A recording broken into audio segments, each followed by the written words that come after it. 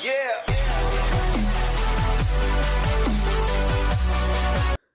To rapid maths Tamil channel. Tamil Nadu teacher education யூனிவர்சிட்டியில் படிச்சிருக்கக்கூடிய B Ed மற்றும் எம்எட் மாணவர்களுக்கான எக்ஸாமினேஷன்ஸ் மார்ச் 6th ஸோ இன்றையிலிருந்து நடைபெறுது.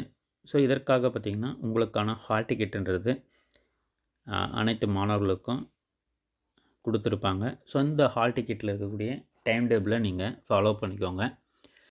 ஸோ கூடுமான வரையில் முதல் நாள் எக்ஸாமினேஷனாக இருந்தாலும் சரி, மற்ற எக்ஸாமினேஷனுக்கும் எக்ஸாம் நடைபெறுவதற்கு முன்னாடி ஒரு 15 minutes to ½ hour முன்னாடி நீங்கள் போயிட்டு அந்த நம்மளுக்கு கொடுக்கக்கூடிய புக்லெட்டில் ஃப்ரண்ட் ஷீட்டை வந்து கிளியராக எழுதுங்க.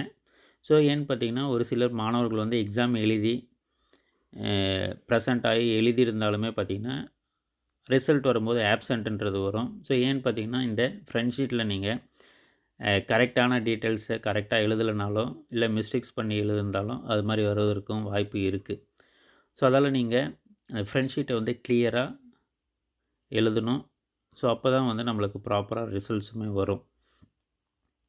ஸோ அதெல்லாம் கூடுமான வரையில் சீக்கிரமாக போய்ட்டு இந்த ஃப்ரண்ட் ஷீட்டை ஃபில் பண்ணுங்கள். ஸோ அது எப்படி பண்ணணுன்றதை நம்ம வீடியோவாக கொடுத்துருக்கோம். அதனுடைய லிங்க்குமே இந்த வீடியோக்குள்ளே டிஸ்கிரிப்ஷனில் இருக்குது. ஸோ தேவைப்படுறவங்க அதையுமே பாருங்கள். ஸோ இதில் மெயினாக பார்த்திங்கன்னா பிஎட்டாக இருந்தாலும் சரி, எம்எட்டாக இருந்தாலும் சரி, மாணவர்களுக்கான இந்த ஹால் டிக்கெட்லேயே எக்ஸாம் சென்டர் கோடுன்றது கொடுத்துருப்பாங்க. எக்ஸாம் சென்டர் கோடு, அதே போல் காலேஜ் கோடு. ஸோ நம்ம ஃப்ரண்ட் ஷீட்டை ஃபில் பண்ணும்போது நீங்கள் எக்ஸாம் சென்டர் கோடை தான் பார்த்திங்கன்னா அதில் கேட்டிருப்பாங்க. எக்ஸாம் சென்டர் கோடுன்றது ஃபஸ்ட்டில் உங்களுக்கு ஹால் டிக்கெட் மேலேயே இருக்கும். ஸோ அதை தான் நீங்கள் எழுதணும்.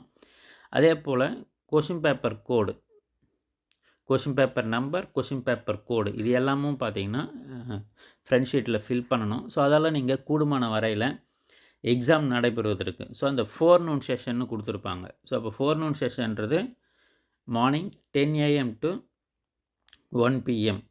ஸோ காலையில் நடக்கக்கூடிய எக்ஸாமினேஷன். ஸோ நீங்கள் அரியர் கேண்டிடேட்டாக இருந்தாலும் சரி, அரியர் கேண்டிடேட்டாக இருந்தால் ஃபஸ்ட்டு செமஸ்டராக இருந்தால் இந்த எக்ஸாமும் உங்களுக்கு மேபி மார்னிங் செஷனாக தான் உங்களுக்கு ஷெடியூல் பண்ணியிருப்பாங்க. ஸோ அதில் அரியர் கேண்டிடேட்ஸ் எல்லாமும் பார்த்திங்கன்னா மார்னிங் செஷனை நீங்கள் போயிடுங்க. ஸோ அப்போ தான் உங்களால் அந்த எக்ஸாமினேஷன் அட்டன் பண்ண முடியும். ஸோ அப்போ ஃபஸ்ட் செமஸ்டர் எல்லாமே பார்த்திங்கன்னா உங்களுக்கு மார்னிங் செஷனில் இருக்கும். அதால் ஹால் டிக்கெட்டை நீங்கள் கண்டிப்பாக கையில் வச்சுருக்கணும். அதே போல் யூனிஃபார்மில் இருக்கணும், காலேஜ் ஐடி கார்டு. ஸோ இது மூணுமே பார்த்திங்கன்னா கம்பல்சரியாக பார்ப்பாங்க. ஹால் டிக்கெட்டும், college ID card, uniform. So இந்த 3 திங்ஸும் உங்கள்கிட்ட இருக்கான்னு பார்த்துக்கோங்க. கட்டாயமாக ஹால் டிக்கெட்டில் இருக்கணும். ஸோ ஆஸ் பர் உங்களுடைய எக்ஸாமினேஷன் ஷெட்யூல் ஹால் டிக்கெட்டில் என்ன இருக்கோ அதை ஃபாலோ பண்ணுங்கள். கொஷின் பேப்பர் கோடு இது எல்லாமே நம்மளுக்கு இங்கேயே கொடுத்துருப்பாங்க. ஸோ இது பார்த்திங்கன்னா ஒரு எம்எட்டோடைய ஹால் டிக்கெட். ஃபஸ்ட்டு எக்ஸாமினேஷன் பார்த்திங்கன்னா historical political economy of education in India. So இன்றைக்கு மார்னிங் செஷன்னு ஷெட்யூல் பண்ணியிருக்காங்க. இதிலேயே பார்த்திங்கன்னா நம்மளுக்கு கொஷின் பேப்பர் கோடுன்றது இருக்கும். ஸோ அப்போது கொஷின் பேப்பர் கோடு, அந்த எக்ஸாம் சென்டர் கோடு, இந்த 2 விஷயமும் இதிலேயே இருக்குது. நம்மளுக்கு கொஷின் பேப்பரில் வரக்கூடிய நம்பரை நீங்கள் அங்கே எழுதுனா போதும். அதே போல் ரிஜிஸ்டர் நம்பருமே உங்களுக்கு நம்பர் வந்து கொடுத்துருப்பாங்க. ஸோ எல்லா திங்ஸுமே நம்மளுக்கு ஹால் டிக்கெட்லேயே மெயினாக இருக்கும். ஸோ அதில் ஹால் டிக்கெட்டுன்றது தான் மெயின். அதை பார்த்து உங்களுடைய இன்ஃபர்மேஷனை ஃபில் பண்ணிவிடுங்க. எந்த டவுட்ஸ் இருந்தாலும் நீங்கள் ஹாலில் இன்விஜிலேட்டர்கிட்ட கேட்கலாம். ஸோ எக்ஸாமுக்கு நீங்கள் முன்னாடியே போனீங்கன்னா தான் நம்மளுக்கு எந்த ஒரு பதட்டமும் இல்லாமல் உங்களால் ஃப்ரண்ட் ஷீட்டை ஃபில் பண்ண முடியும் அழகாக. ஃப்ரண்ட் ஷீட்டில் எந்த ஒரு மிஸ்டேக்ஸுமே பண்ணாதீங்க. ஏன்னா ஒரு சிலருக்கு பார்த்திங்கன்னா அந்த எக்ஸாம் ப்ரெசன்ட் எழுதியிருந்தாலும் ஒரு சிலருக்கு ஆப்சண்ட்டுன்றது வரக்கூடிய சூழ்நிலையும் இருக்குது.